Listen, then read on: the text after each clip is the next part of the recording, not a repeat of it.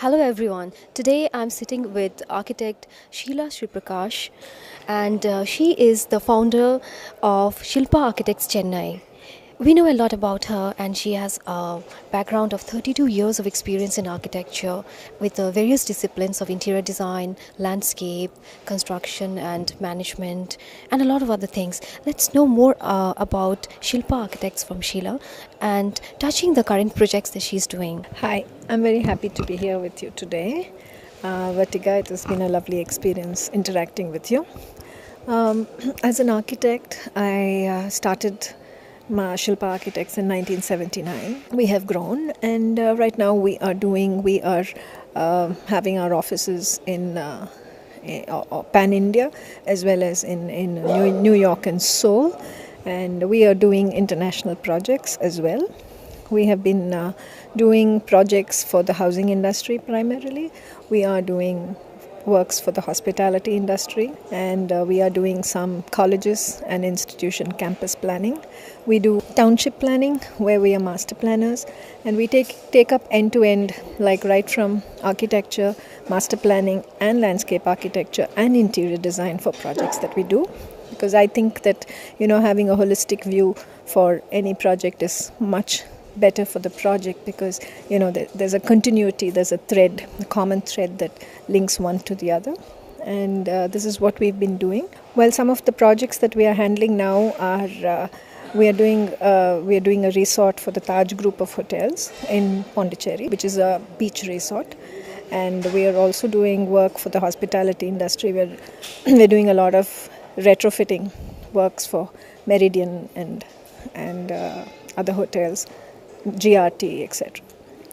The most important and satisfying part of my work has been the design of housing, because I think it deals with people and what people require. And I have done a lot of research in how people react to space. So where you have your physical requirements, but then there is something more, a psychological requirement of space that is required for people to develop as individuals. And this is something that I have done of my own. And I've also worked on cost-effective housing, which is for the people of our country, that the underprivileged people, where most of this is a voluntary work that we have done, and we have created what is called a concept for incremental housing. So where the person can have a roof over his head on day one, and he can value add slowly as his purse allows. Yeah, to add on things which can be added on later. So you have a roof. Typically a shelter is a roof over your head. So you have roof over your head as soon as possible. So this concept and concepts of flexibility in housing, and where the diversity factor is taken into account, the day usage and the night usage, and space optimization, all these things have been done. I was actually I'm part of the World Economic Forum, so I have created what is called as the Reciprocity Design Index, and this index is a matrix, is a template which guides people through to obtain holistic design. So as I was telling you, the holistic design means not only looking at the ecological factors and issues, but also the socio-economic, cultural and ecological together. So when you look at it in totality and with tools that are available, like technology available, you do the design. So there are many stakeholders in the design process. If you take the city planning, if you take a planning of a city, it is not only the end user that matters, but it's the people who develop it, the people who maintain it, the people who work on, the different generations who live on it, and the different multi-income groups that live in it. So each one's requirements cannot be the same, and each one's priorities cannot be the same. So in the reciprocal design approach, we look at everybody's requirements and priorities, and try to develop a system which answers and which is totally inclusive. So this is a thing that I had done in the World Economic Forum, and actually I was invited to be part of the Olympic infrastructure in by the Prime Minister of England, the recent Olympics, Paralympics Olympics, and in that I have worked on. We tried to do. Kind of work on the temporary systems, because to make a thing holistically sustainable, if you cannot put your capital into everything that is required for the Olympics as permanent. So we looked at the temporary concepts and the permanent concepts. So where the temporary concepts can be removed out after the games and only the permanent stays, and which is the size of the permanent structures are such that it can sustain continuous use and can be self-sustained. So, and what these buildings or these, like the velodrome, what it could be used for, what else it could be used for, and the housing, how much of housing is required. But what we did was there was no compromise on the infrastructure.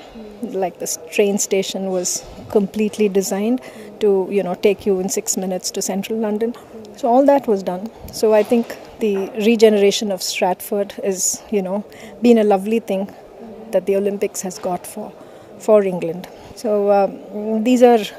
I was also at Tianjin recently for the New Champions Summit by the World Economic Forum, and where I had to talk. I was a part of a panel which discussed the urban-rural divide in India and how art can play a role.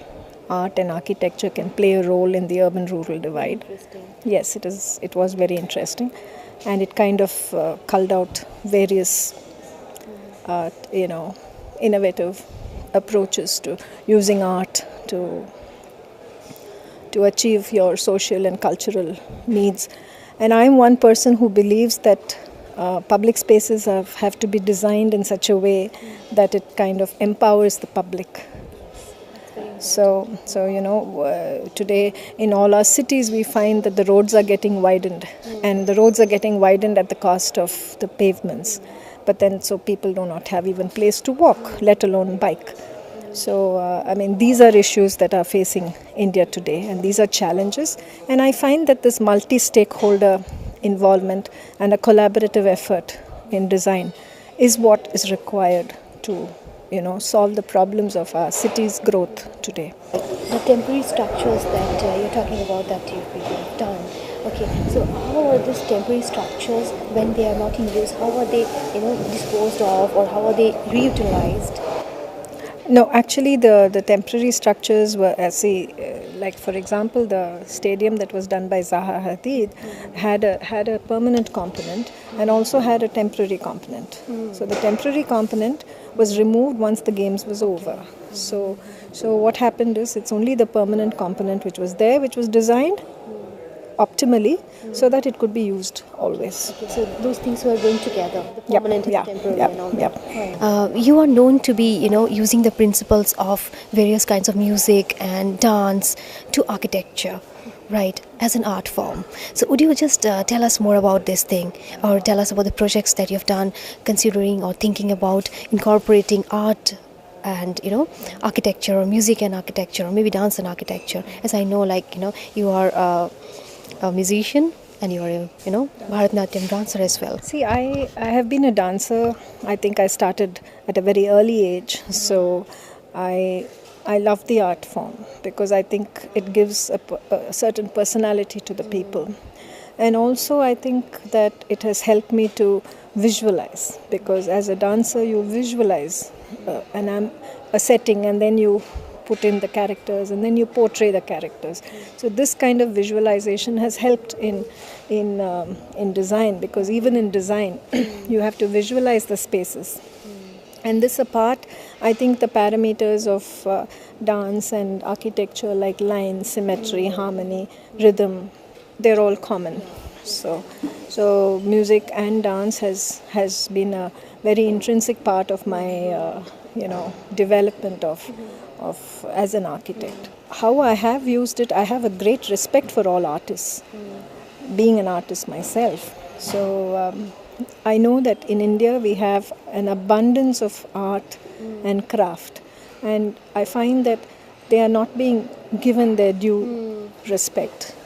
And there are many of these craftsmen who are, villages of craftsmen with, 2-3 generations of them who are languishing in poverty when, our so-called country is progressing and, has a very good growth rate.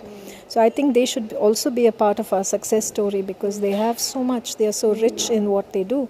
And I think as architects, I think we are responsible to include them in our growth story.